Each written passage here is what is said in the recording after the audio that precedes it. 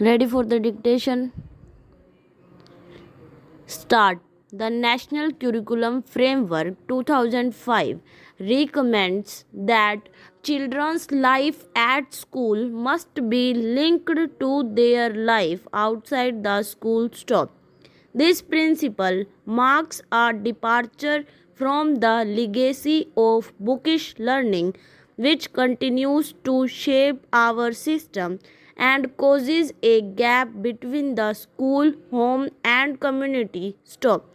The syllabi and textbooks developed on the basis of NCF signifies an attempt to implement this basic idea. Stop. They also attempt to discourage rote learning and the maintenance of sharp boundaries between different subject areas. Stop. We hope these measures will take us significantly further in the direction of a child-centered system of education outlined in the National Policy of Education. Stop. The success of this effort depends on the steps that school principals and teachers will take to encourage children to reflect on their own learning and to pursue imaginative activities and questions. Stop. We must recognize that given space, time, and freedom, children generate new knowledge by engaging with the information passed on to them by adults. Stop. Treating the prescribed textbook as the sole basis of examination is one of the key reasons why other resources and sites of learning are ignored. Stop.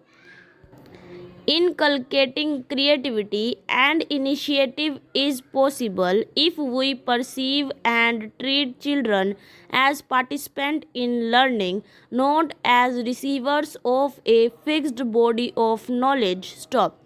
These aims imply considerable change in school routines and mode of functioning. Stop.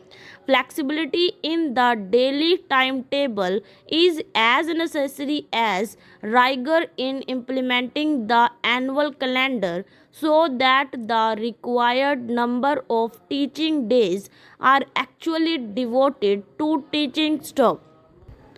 The methods used for teaching and evaluation will also determine how effective this textbook proves for making children's life at school a happy experience rather than a source of stress and boredom. Stop.